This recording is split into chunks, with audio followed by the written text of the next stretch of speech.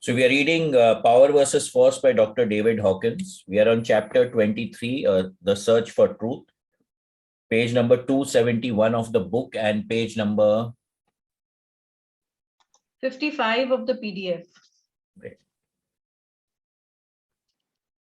Chapter 23, The Search for Truth.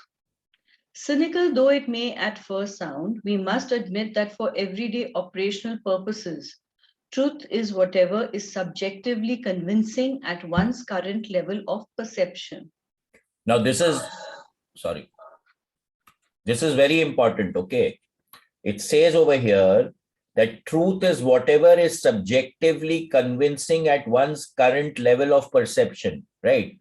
So what is true to you depends on your level of perception, right? So if you're operating at X level, the truth is one. If you're operating at Y level, the truth is something totally different. So we have to always, accept or whatever we are perceiving, what is our truth. That is what we are normally constantly looking at. As soon as we raise our level of consciousness, the truth as we perceive it will start to shift. At the lower levels of consciousness, propositions are accepted as true, even when they are illogical, unfounded, and express tenets, neither intellectually provable, nor practically demonstrable. This is not a phenomenon of the lunatic fringe. Locally, far more often than we would like to admit, innocent persons are convicted and jailed on the testimony of clearly irrational or biased witnesses. Globally, the basis for perennial wars like those of Slavic Europe or the Middle East is an insane belief in the justice of revenge, which virtually guarantees endless conflict. So again, when a person is perceiving something at a lower level of consciousness and we are accepting that truth, it also proves that we are operating at a lower level of consciousness. Most of the conflicts are mooch ka ladai, okay? They are operating below the level of consciousness of 200, either in pride or in greed or in fear, right? So we need to be aware of where we are operating from.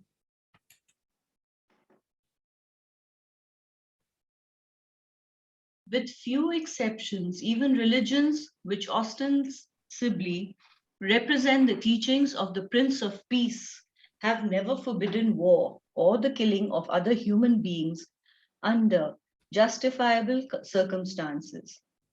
Justifiable, of course, to those doing the killing, their victims will likely fail to appreciate the justification.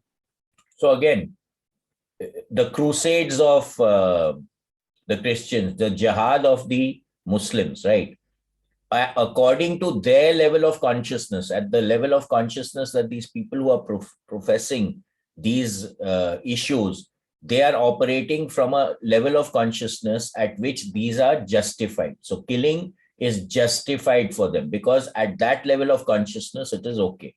But the people who are getting killed are not going to agree to that justification. So again, it's a point of view. How are you perceiving a particular situation? Such self-contradictory behavior, diametrically opposed to the underlying principles of a faith, will appear less surprising if we apply critical factor analysis to calibrate the evolution or devolution of spiritual teachings over time. So what does this mean, right? When a teaching is exponentially explained, right? That when the original teacher is teaching something, if it was operating at a level of consciousness of, let's say, 700 or 800 or even 1000, as time goes on, how people are interpreting those teachings can either evolve those teachings or devolve those teachings. Most of the time, devolution takes place because people start operating out of greed, out of fear, out of controlling, out of pride, right? So over here now, in the next few pages, what we are going to be reading is what is the aspects of each of the religions and where each religion is operating at when this book was written. We can look at the world's foremost religious teachings thus. Christianity. The level of truth originally expounded by Jesus Christ calibrates at 1000, the highest attained on this plane. By the 2nd century, though, the level of truth of the practice of his teachings had dropped to 930, and by the 6th century to 540. By the time of the Crusades, at the beginning of the 11th century, it had fallen to its current 498. A major decline in the year 325 AD was apparently due to the spread of misinterpretations of the teachings originating from the Council of Nicaea. Students of religious history will find it interesting to calibrate the level of truth of Christianity as practiced before and after Paul, Constantine, Augustine, etc.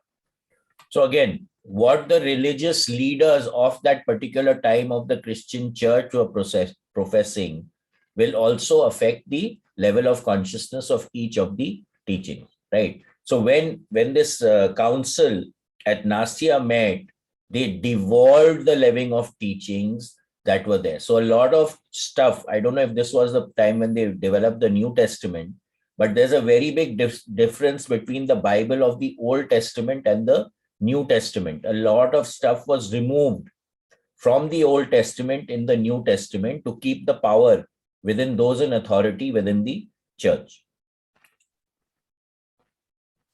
It should be noted that the Lamsa translation from the Aramaic of the New Testament calibrates at 750, and the King James Version from the Greek at 500. Just as there is a wide range in the level of truth of various translations, so there is a wide variation between different Christian practices.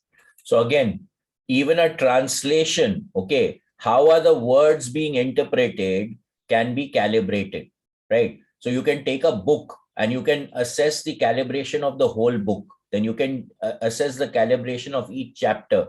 You can assess the calibration of each paragraph, then of each sentence and of each word within that book, right? So how does the total calculation or the calibration of the whole book come? Of all the words which are written in the book. So where is the consciousness with which that book is operating from can also be calibrated.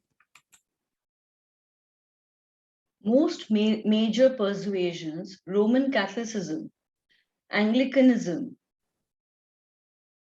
Christian Science, and many such small denominations as the Quakers calibrate in the high 500s. Specialized interpretations, such as that of the contemporary Course in Miracles, on the one hand, or the 14th century mysticism of Meister Eckhart on the other, calibrate at 600. As in the case of fundamentalist groups with explicit reactionary political agendas, can calibrate as low as 125. So again, how are the people acting, right? So within Christianity, there are many subgroups and each will calibrate at a certain level. So what is the consciousness with which that group is operating? That can also be calibrated.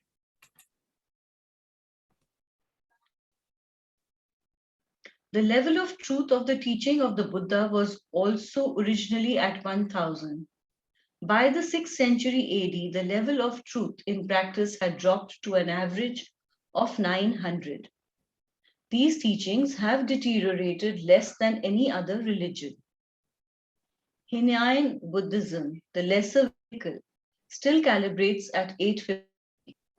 Mahayana Buddhism, the greater vehicle, calibrates at 950. Current Zen Buddhism is in the 600s. Again, Buddhism also various factions. Hinduism.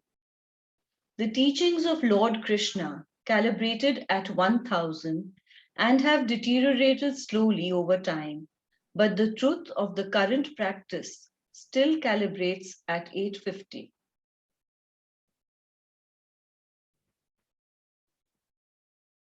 Judaism.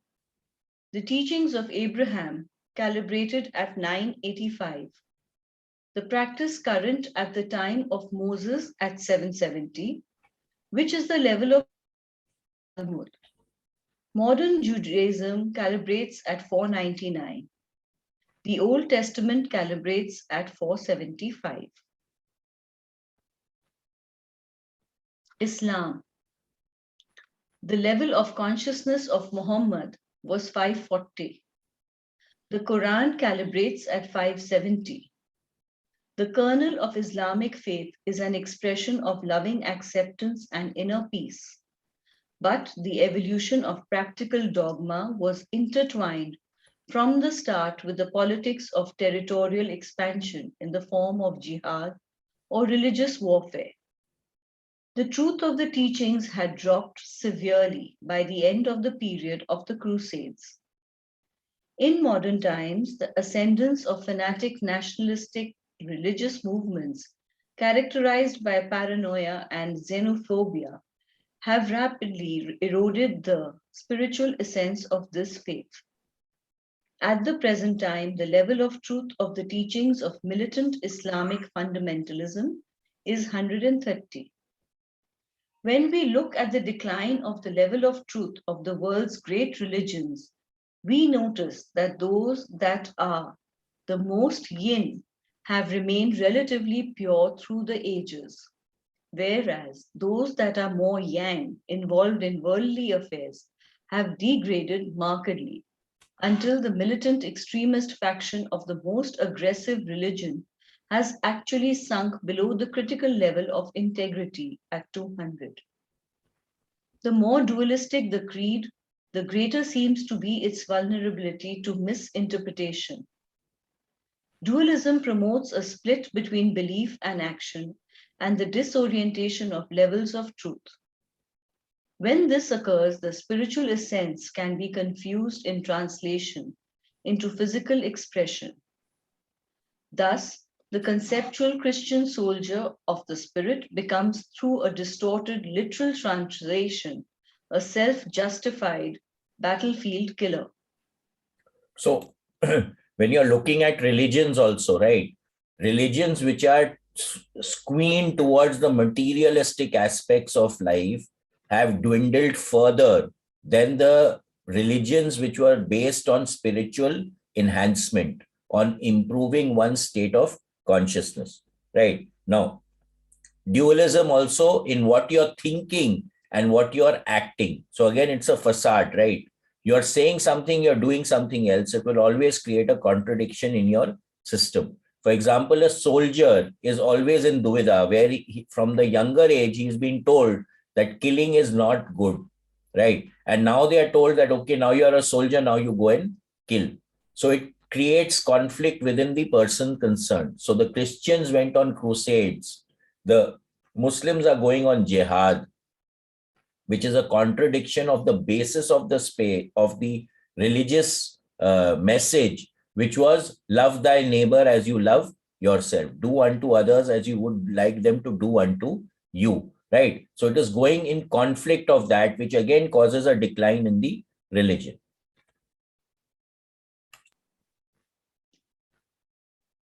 The Hindus did not fall into the error of confusing levels of interpretation.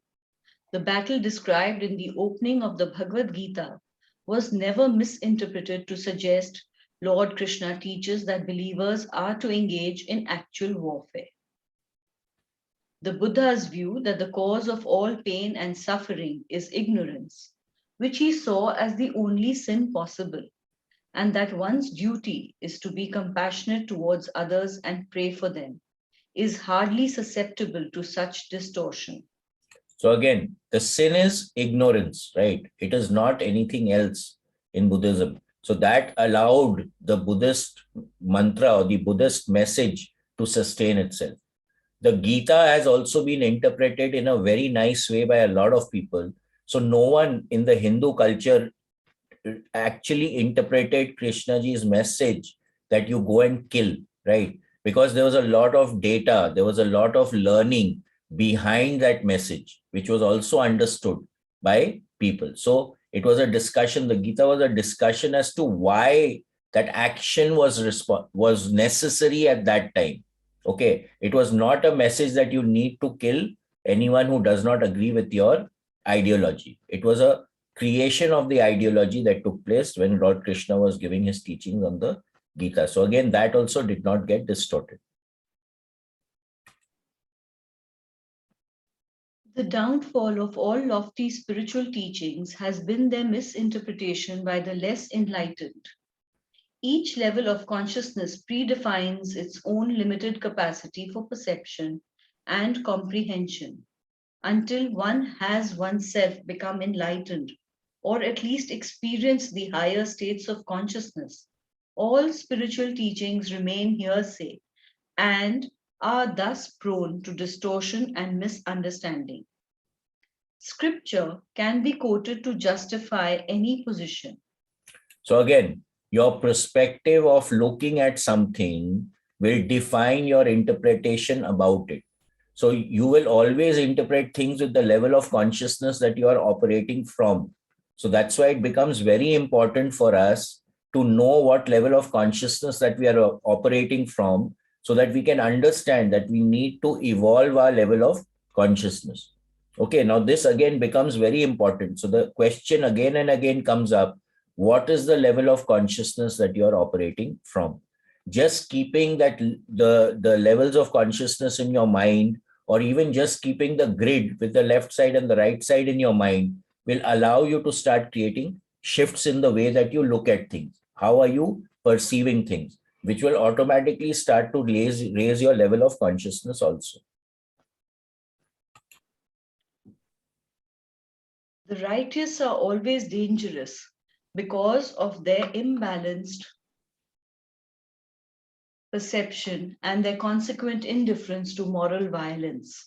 So again, over here, one thing I missed over here, that most of the time, the original teacher had an experience, right? He came down or she came down and was giving or explaining what was that experience. But the people who were hearing that experience had not had that experience. So they did not know what that experience really meant, right? And that's why their interpretation, so that was a little squeamed. So that's why we keep saying that knowledge, that is information, and the experience, there are two aspects to it, right? If you got the information but not the experience, it is empty.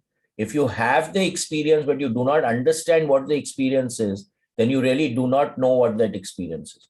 So you need to have both to make it wisdom, to really understand what is it. You have to have the information, the understanding, as well as have that experience for it to be really rich and really understand it. Otherwise, you're going to misinterpret the facts of what is being spoken.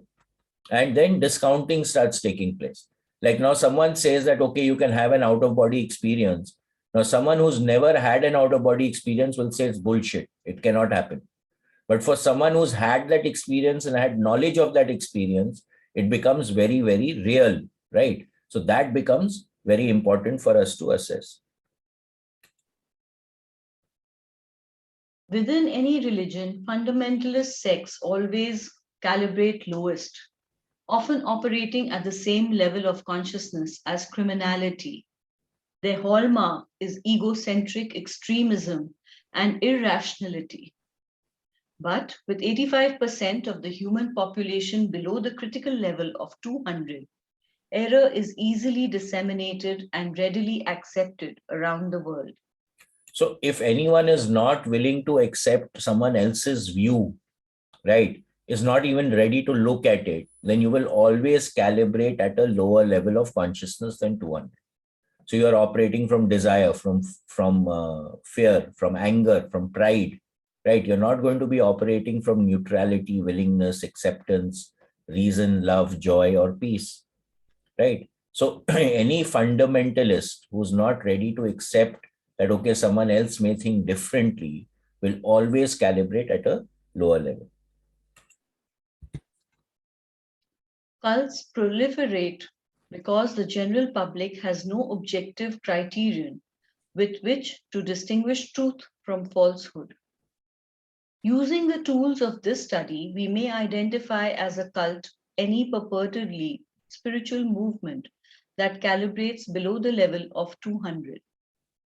As we have seen above, cults are not just isolated, renegade phenomena.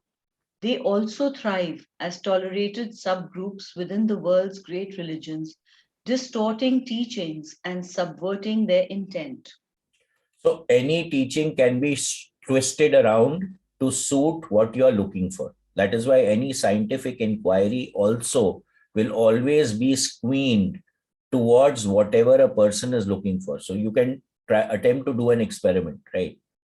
Suppose you're contemplating to buy a car and you're thinking that I'm going to buy the Ciaz, right? Now, suddenly you will find that whenever you're going in traffic, you will start noticing Ciazes everywhere around. Although previously also those Ciazes were there, but since you were really not interested in them, you were not noticing them, right?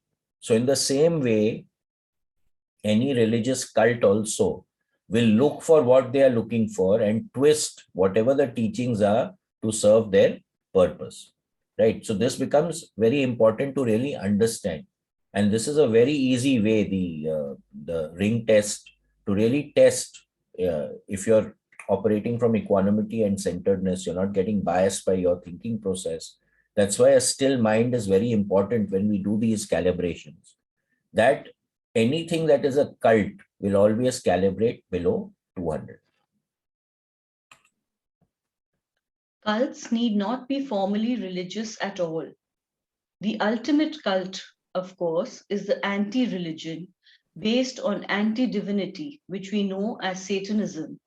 It has no explicit religious agenda of its own, as it defines itself through antithesis and reversal of benign principles. In one form or another, it has always been with us.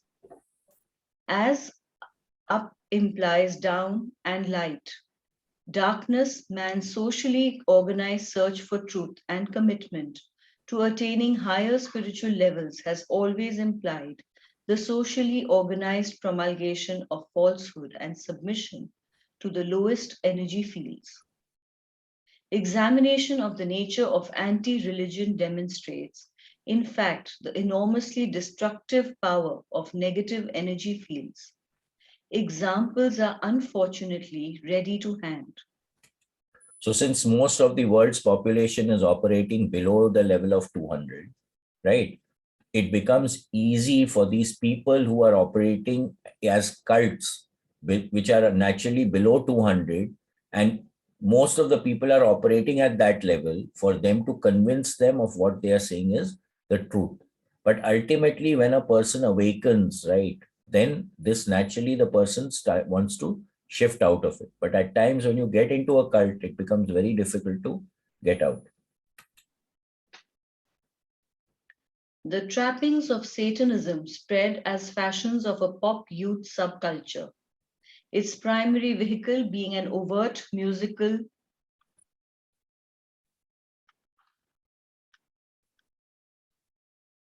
genre. But principles are implicit in trappings, and principles generate attractor fields. The effects are all too familiar to any clinical psychiatrist practicing near an urban area. The destruction of energy fields is pathogenic. Victims become desensitized to distinctions between good and evil, a value inversion which can be clinically examined. Habitues are found to directly display blown out acupuncture systems and desynchronization of the cerebral hemispheres in response to repetitive negative patterns of the associated music, the net result of which is, in effect, a hypnotic trance during which the listener is highly susceptible to the violent and blasphemous suggestion of the lyrics. So what is happening over here, right? When we are getting into, let's say, drugs, for example, when we are getting into this acid rock and all that stuff, it actually blows off the energy structure of our body system. The axis systems will get dealienated. The meridian system of the body system will get dealienated. We have seen that when a person is looking clairvoyantly at the aura of a person who's indulging in this kind of music and in drugs, etc., there are holes in the aura that can be also found, right? So again, the entire energetics of the body gets affected. This is something that we are reading in Hands of Light, where we say that the energy body precedes the physical body. So if something has gone wrong in the energetics, it will automatically come down to the physical body at some point in time. In this sense, these children become literally enslaved, prone to later bouts of irrational destruction in which they, in truth, don't know why they act out post-hypnotic suggestions, and the influence persists. So again, the lyrics of most of these songs, etc., are very, very bad. They are really messed up, right? Now, if you're constantly hearing those words, you're constantly hearing that intent, you're putting yourself into that attractor field pattern, that is what is going to manifest in your life. And who are the people who listen to all this music, etc.? They are mainly the youngsters. So they get carried away and they get really, out of line when they start indulging in that. Of course, the effect of rock and all that has come down a lot. Acid rock and all has come down a lot now since this book was written. But yeah, it's still there. The rap is still there. The lyrics are really not something that we need to hear all the time. But sometimes youngsters are constantly hearing it. So it will naturally create a problem for them. Continued weakening of the body and its immune system long after the music stops is accompanied by an inversion of physiological response. Negative stimuli that would make a normal person go weak cause a strong response, while those that would make a normal person strong now produce a weak one. Unaware that they are the victims of a potent negative energy field, the members of this culture sink into sometimes inescapable subversience to forces beyond their comprehension. So, what does this mean, right? It means that a polarity shift has taken place. Many times, when we are shifting into an altered state of consciousness, also, a polarity shift takes place and you're evolving into a higher state. But the same thing can happen in the lower states. Like a polarity shift can take place in the depleting manner and again make you stuck to operating at a lower attractor field or operating at a field of consciousness which is below 200, and you can actually get stuck with it, right? And then to get out of it becomes a huge problem because you're stuck, your polarity has reversed, and you can only associate it, you feel strong only when you're indulging in that activity. Otherwise, you're not feeling strong, right? And that makes it a huge problem, huge problem. Youth subjected to such physical, emotional, and sexual abuse can suffer permanent damage to the brain's neurotransmitter balance, becoming adult depressives who habitually seek out abusive partners and must endlessly struggle against an inclination to suicide that is, in fact, a lingering form of post hypnotic suggestion. So again, these people, because they are stuck in a negative attractor pattern, will constantly attract that pattern into their lives, right? So you will find that people who are abused, they will constantly find partners who are abusive. Unless they step out of that field, unless they step out of their structure, they raise their level of consciousness from that field, you will constantly get stuck in a feedback loop and that thing will keep repeating in your lives, right? The pattern will get created. So we need to transcend the patterns. This is what we are talking about in the programs also all the time, that we need to be able to identify, number one, the patterns that we are experiencing in our life, and then we need to transcend them because the universe is saying, pay attention to those patterns.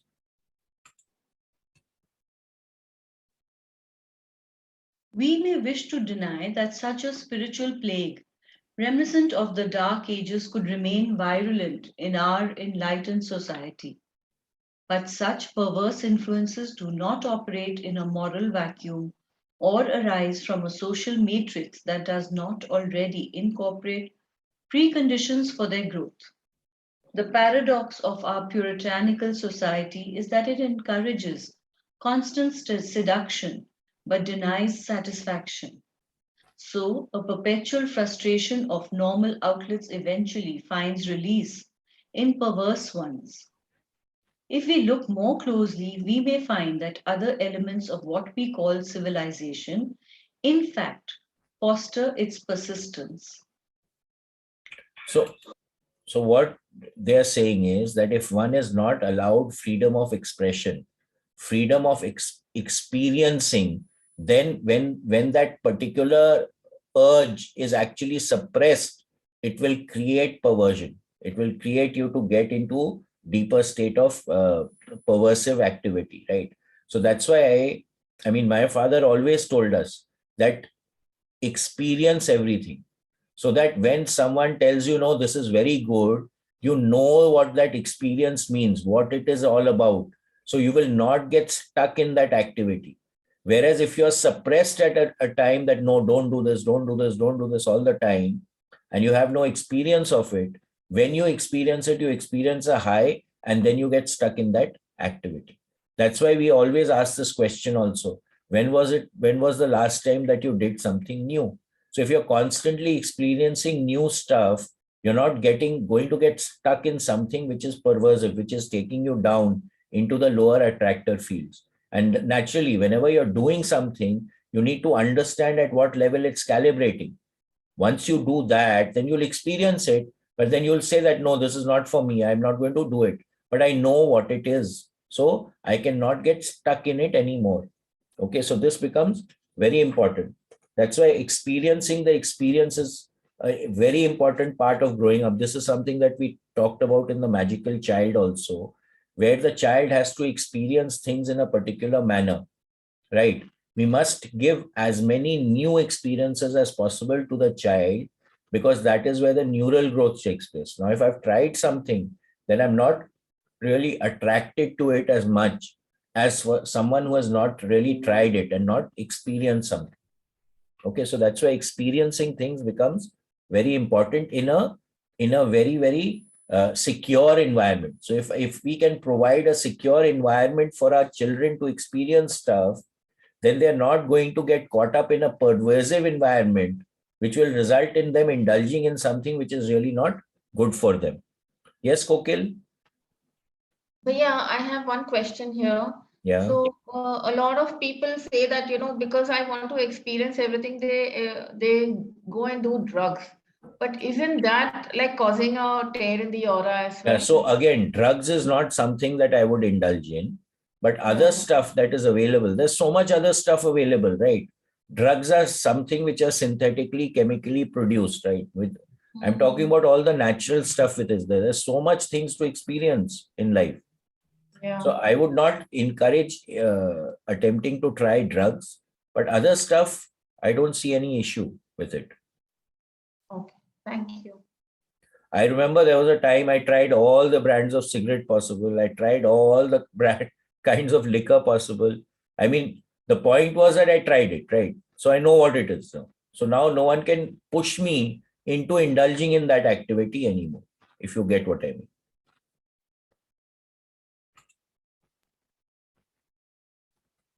While the young are being programmed by specialized TV and computer games that glorify violence, their parents are being brainwashed by adult media. Kinesiological testing showed a fairly typical TV serial caused test subjects to go weak 113 times during a single episode. So again, what are you watching? What are you seeing, right? And what is the effect that it has on you? Again, becomes very, very important. Each of these weakening events suppressed the observer's immune system. Each weakening reflected an insult to the viewer's central as well as autonomic nervous system. Invariably accompanying each of these 113 disruptions of the acupuncture system were suppressions of the thymus gland. Each insult also resulted in damage to the brain's delicate neurohormonal and neurotransmitter systems. Each negative input brought the watcher close to eventual sickness and to imminent depression, now the world's most prevalent illness. So again, whatever you're watching will have an effect on your energy system, on your physical body, on your autonomous nervous system. Now, anything that stresses you out will naturally cause a harmful effect in the body system. What has now happened is that people have got addicted to the stress caused by TV programs and movies, right? If you don't get that, because when you get stressed out, adrenaline is pumped into the bloodstream and it can tend to give you a high.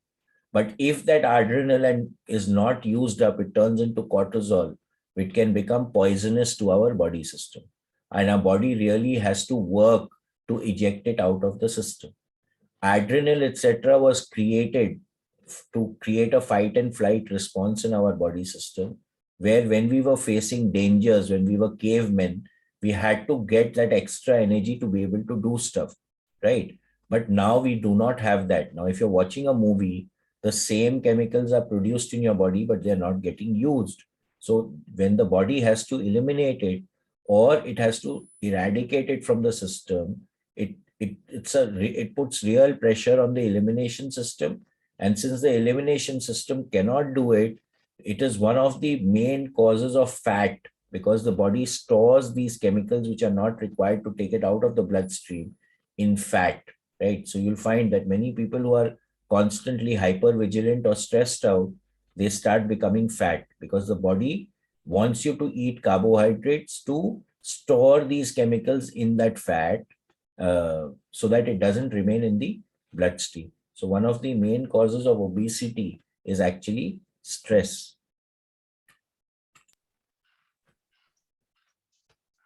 Subtle grades of depression kill more people than all the other diseases of man. There is no antidepressant that will cure a depression which is spiritually based, because the malaise does not originate from brain dysfunction, but from an accurate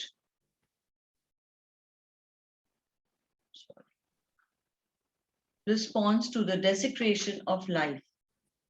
The body is the reflection of the spirit in its physical expression, and its problems are the dramatization of the struggles of the spirit, which gives it life. A belief that we ascribe to out there has its effect in here. Everyone dies by his own hand. That is a hard clinical fact, not a moral view.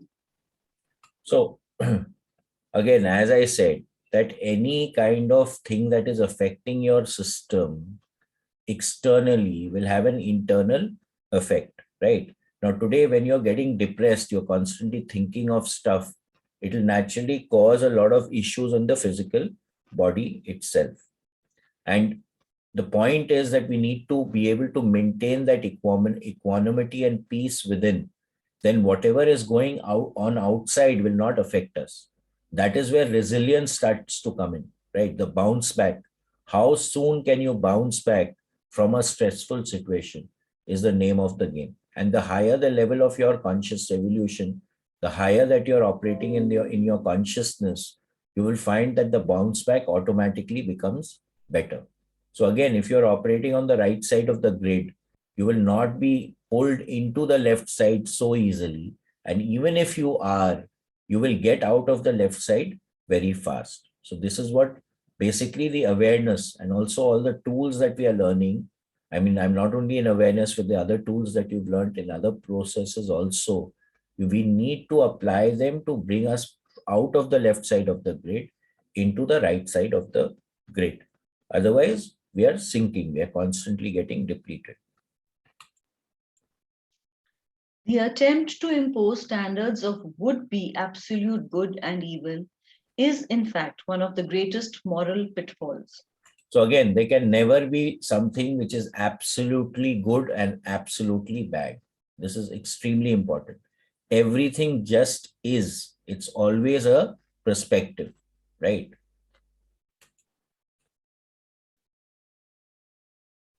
But without moralizing, we can plainly state that whatever calibrates above 200 supports life and therefore may be functionally defined as good, whereas whatever calibrates below 200 is destructive, non-supportive of life, and can thus be declared functionally evil.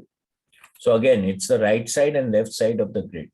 Anything that puts us on the left side of the grid is dysfunctional. It is not supporting life. Anything that puts us on the right side of the grid is supporting life. So again, where are we operating from? What is the mindset that we are operating from in any situation starts becoming very, very important. By testing, we can prove that a false premise such as the end means is operationally evil.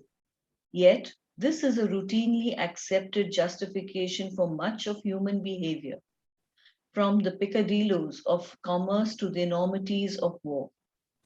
Such spiritual ambiguity, leading ultimately to irretrievable confusion between functional good and evil, has always been the Achilles heel of human society. So again, the end does not justify the means, right? What you are doing, what is the state of consciousness with which you are doing something really matters. It ultimately really, really matters, right? And that is what we need to start becoming aware of. That is what we need to start noticing in our lives. It is this process of perversion of truth through a failure of discernment which has provided the instrumentation of the decline in the world's great religions noted above. Religions which fall below the level of 500 may preach love, but they will not be able to practice it. And no religious system which encourages war can claim spiritual authority without the blatant hypocrisy that has made atheists of many honest men. So if you're operating any religion operating below 500 is not operating at the level of love in the consciousness map. So it cannot preach love.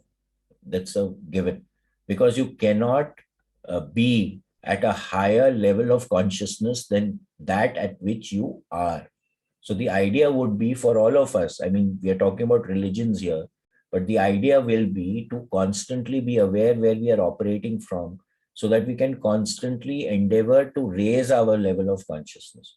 That is the game that we need to play with ourselves and with no one else. Actually, it's the game, it's our internal game, the way that we want to play it. Yes, Aisha? Yeah, I just wanted to ask that from what I understand, if people are operating at a lower level, their truth is different. Correct. So in the world today, if you look at any country, including ours, there's so much misinformation and there's so much hatred being spread. But that to the lower vibration is the truth. Hinduism is also in danger of being pulled down because of all this extremist fundamentalism and hatred that's being spread. So how does one help the situation, or what does one do? So who can you work with? Only myself. So then that's what you need to do. Raise So your level we of just consciousness. ignore the fact that all this other shit is being Absolutely. spread. And you focus on your growth, you focus on your evolution, you focus on your development. I've asked you this many times, but I find it very hard to wrap my head around the fact that much hatred is being spread for no reason in such a beautiful religion. It's happening in America, it's happening in Europe, it's happening everywhere. It's almost like a collective hatred is being, these macho men trying to act tough. I don't know what. Yeah. So we can't do anything. So again, whenever a macho man is doing something, what is the level of consciousness that they would be operating at? It would be either pride, anger, desire, or fear. But they're dragging the whole below 200 lot with them. Correct. So the idea would be that we need to get stuff going so that at least people around us and whoever we can influence, right? Or start operating at a higher level of consciousness.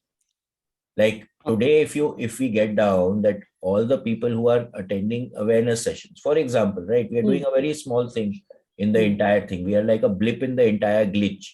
But the fact is that we are making an effect, no? Yes. I mean, today I don't see, I mean, of course, in the book readings, no one shows their face, but I don't see a sad face in the awareness talks or in the workshops. I People agree are with always you. feeling empowered, right? People are feeling uplifted. They feel that, yes, we have something with us that can allow us to enhance our life, for example. They have tools that, okay, when I'm down, I can apply this tool, which will allow me to get out of it. So hasn't the resilience of people improved? Absolutely. Right. Mine certainly, with all the courses I've done and with all the things, the tools. Okay, so just keep ignoring everything and carry on. Yeah, so I'm not saying totally ignore, be aware of it. But the point is that we have only ourselves to work with at the end of it. Okay. I mean, today, for example, I may say that, I'm doing this for everyone and all that. Then what is the level of consciousness that I'm operating from? But when I'm saying that today, for me to do all these sessions is enhancing my level of consciousness. Yeah. I'm doing it for myself, to be frank with you. And if others are walking the walk with me, it makes me that much stronger, right? Yeah. Yeah. Okay. So if you really see what are our conversations over here, they're always uplifting conversations. We're not having depleting conversations, right? So the point is, what do we do about it, and how do we operate and balance ourselves? That's the game that we are playing. Okay. Okay. Sorry, I keep asking. No, don't be sorry. Be happy. But I need to. Yeah. Okay, I get it. Ho'oponopono more. Yeah, Ho'oponopono, or be in focus 10, be in focus 12. Now, of course, you've done focus 15 and 21. Yeah. You start operating in focus 15 and you see the shift that will happen. I will. Thank Observe you. it. You will feel that shift. Thank you. Yes, Chitraji. No, and also that consciousness chart that Aisha you had posted, it says that every person who's above so many lifts so many other people around. Yeah, so we are coming to that, Chitraji, in this book also. It's in fact in the next page. Okay. That how, if you are operating at a higher level of consciousness, how many people you are balancing who are operating at a lower level of consciousness. We are just coming to that. It's just going to come. No, but Aisha had posted that poster on the Yeah, she posted it, but it's coming in the book also. Oh, okay. Yeah. Bhaiya, Ho'oponopono also should work then. Naturally, of course, that's a tool that we've got from the book reading of Zero Limits.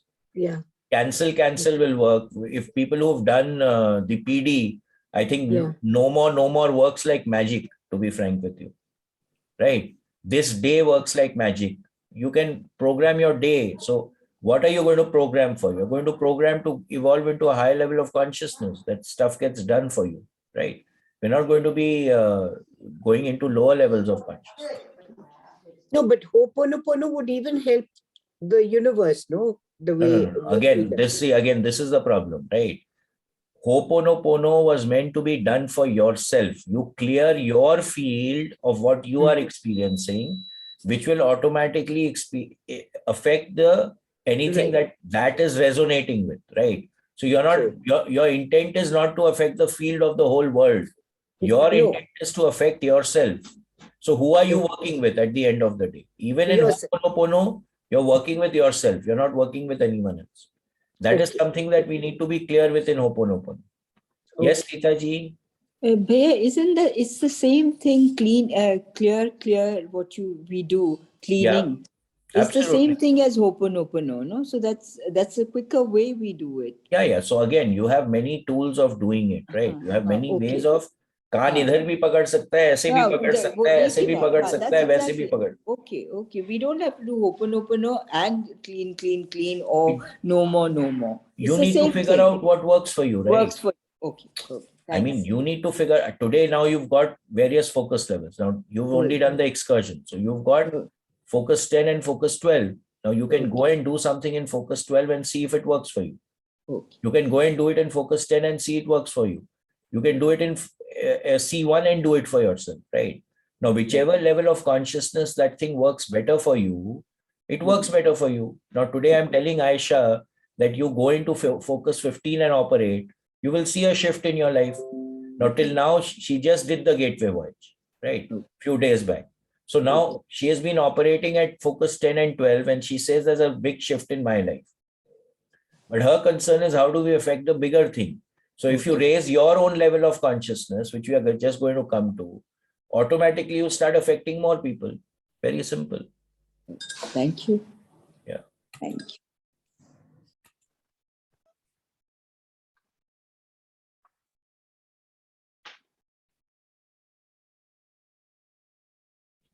Society is collectively most vulnerable when the capacity to distinguish between attractors and imitators or to perceive nuances of differing levels of consciousness is dulled.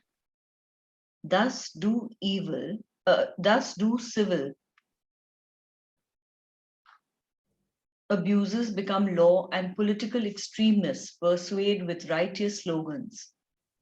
The children of violence become its perpetrators because a confused society, which has lost the capacity for discernment necessary to protect its own consciousness, can hardly hope to protect its young.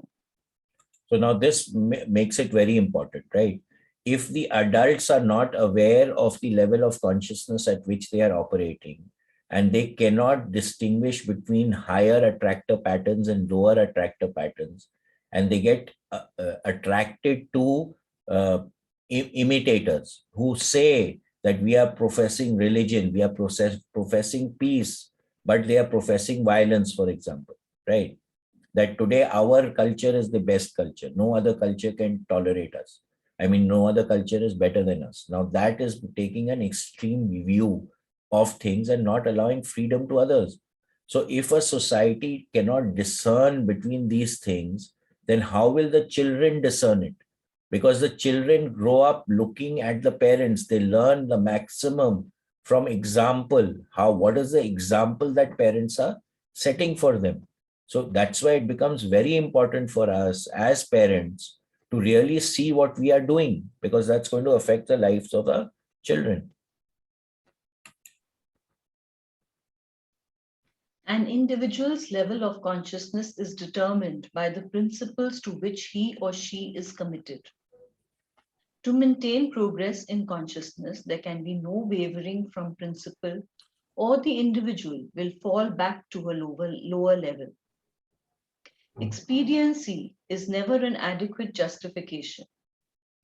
If it is wrong to kill another human being, that principle can allow no exceptions, regardless how emotionally appealing a construct may be used to justify the exception.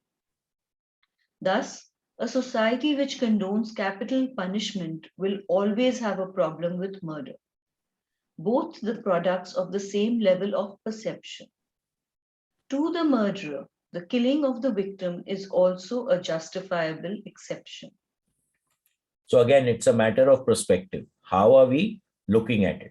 So ultimately, we need to see at what level of consciousness is a certain thing being done. And that is what the main operator factor is in the way that we are living life. So if we are behaving and we are operating from a certain level of consciousness, unless we become aware of it, it becomes very difficult for us to get out of that syndrome, because we are stuck at that level of consciousness because we lack awareness. Once a principle is breached, its mutated form propagates like cancer. A society which supports killing, whether in war, by the police, or by the penal system, cannot at the same time effectively stop criminal killing. To kill is to kill is to kill. There is no escaping the fact. The decision to kill or not is a basic issue on the path to real power. But this rudimentary step has not even been essayed by 85% of the world's population or by virtually any of its governments. Coco, the famous simian resident of the Primate Research Institute, who has worked for some years with a psychologist and developed a sophisticated sign language vocabulary, is truthful, affectionate, intelligent, and trustworthy. Her integrity calibrates at 250. Thus, one is safer with the ape Coco than the 85% of the humans on the planet.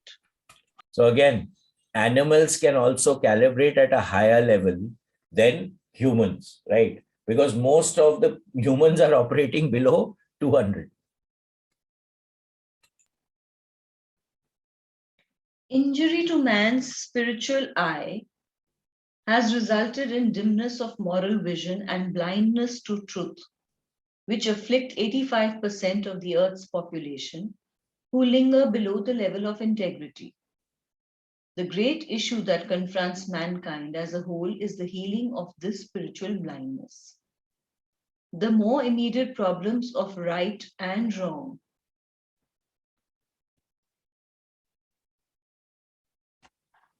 that always diverts our societal focus only exists as a function of perception based at the lower levels of consciousness. Little children must be taught dangerous behaviors are wrong, but as they grow older, discernment should replace moralism. So again, the person must discern, must understand for himself or herself what is right and what is wrong. Okay. You can't keep force feeding a child. That discernment has to come from inside the child. It has to come from the level of consciousness at which the child is operating, right? So allowing a child to decide and teaching the child discernment of what they are doing, whether it is right or wrong, and allowing them to experience it for themselves is extremely, extremely important.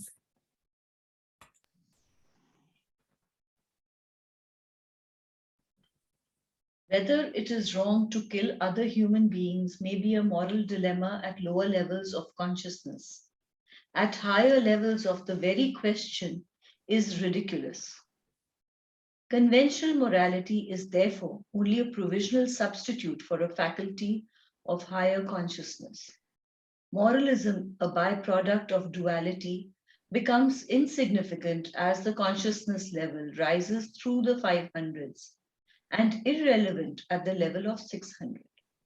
So again, morality is a lower, it's coming from a lower state of consciousness, right? You have to bring that moralism into your state of being. It cannot be an external factor which is guiding you. So when we shift into higher states of consciousness, you start being that. Okay, the moralism becomes irrelevant at that level of consciousness. Merely to reach a stage where one functions primarily from reason requires a major evolution in consciousness to the 400s, a very powerful level in world society. Freud, Einstein, and Descartes calibrate at 499, which is also the level of humanism. But reason, so vulnerable to loss of perspective through self-absorption, has in the long run never provided man any solid moral or even intellectual certitude. Again and again, it has, to the contrary, led from the chaos of ignorance to an equally baffling cerebral maze.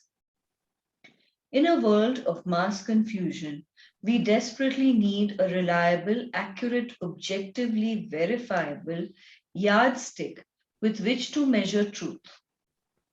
Hopefully, the study has presented such a tool. Any increased infusion of the influence of truth into the collective human consciousness gives us cause for greater hope than may be apparent from what tends inevitably to be the rather gloomy overview. So again, being able to measure where we are operating from allows us awareness to understand where we are operating from. So this is a very nice tool to be able to make ourselves aware. Because otherwise we are egoistic, we are self-absorbed, we are doing things for ourselves, we are not doing things for the greater good. Because as soon as we evolve to the higher states, then the greater good starts to play a more important role than what we are, what the self needs, right? You go You go above the self. You transcend the self when we are getting into higher states of consciousness. We have established that consciousness is capable of discerning any change of energy to a degree of log 10 to 00. This means that there is no possible event in the entire universe not detectable by the exquisite sensitivity of consciousness itself. So log 10 will mean extremely sensitive, right? It's log to the power of below 10, not above 10. So even a small shift can actually be detected. And let me tell you, our bodies are extremely sensitive. The body knows everything, right? But we've stopped listening to our body. So kinesiology is what? It's a method for us to consciously know what our body is feeling. So we are connecting into the intelligence of the body system or the sensitivity of the body system to actually understand where we are operating from. The energy of human thought, though minute, is nonetheless absolutely measurable. A thought which emanates from the 100 level of consciousness will typically measure between log 10 to 800 million to 10 to 700 million megawatts. On the other hand, a loving thought at the consciousness level of 500 measures approximately log 10 to 35 million megawatts. So there's a minus in front, okay? Oh. So what is it saying, right? The energy which is emitted from a thought which is loving is much higher than the energy emitted from a thought which is at a lower level of consciousness. So you will find that people who are operating at higher levels of consciousness, automatically their word, the universe starts to respond to them, right? Sara kainat tumhara kaam karega, you know, that movie of Shah Rukh Khan. So the point becomes that the more at the higher levels we operate, the more power we start generating in our thoughts, in our word, in the way that we are doing things.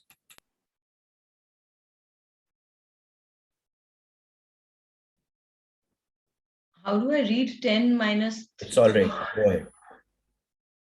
Although only 15% of the world's population is above the critical conscious level of 200, the collective power of that 15% has the weight to counterbalance the negativity of the remaining 85% of the world's population. Because the scale of power advances logarithmically, a single avatar at a consciousness level of 1000 can, in fact, totally counterbalance the collective negativity of all mankind. Kinesiological testing has shown that one individual at level 700 counterbalances 70 million individuals below level 200. One individual at level 600 counterbalances 10 million individuals below level 200. One individual at level 500 counterbalances 750,000 individuals. One individual at level 400 counterbalances 400,000 individuals below level 200.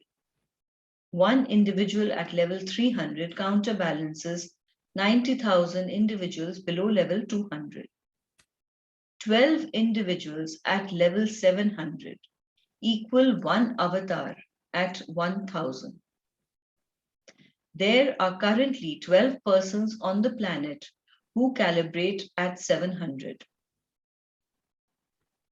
Were it not for these counterbalances, mankind would self-destruct out of the sheer mass of its unopposed negativity. The difference in power between a loving thought, 10 to 35 power million microwatts, and a fearful thought, 10 to 750 power million microwatts, is so enormous as to be beyond the capacity of the human imagination to easily comprehend. We can see from the analysis above, however, that even a few loving thoughts during the course of the day more than counterbalance all of our negative thoughts. So what is it implying, right? The more we can be aware of our thoughts, the more we can understand where our thoughts are coming from, what is the level of consciousness that the thoughts are coming from, we can actually create energy within our system. So very clearly, if you see the grid also, if you're operating on the left side of the grid, you will find that you'll be constantly depleted. If you're operating from the right side of the grid, you'll find that you're energized. You can do much more, right? Because you are generating power by being on the right side of the grid. I think we can stop here today. I think we'll take one more day to finish this book. So we will do it again on Monday.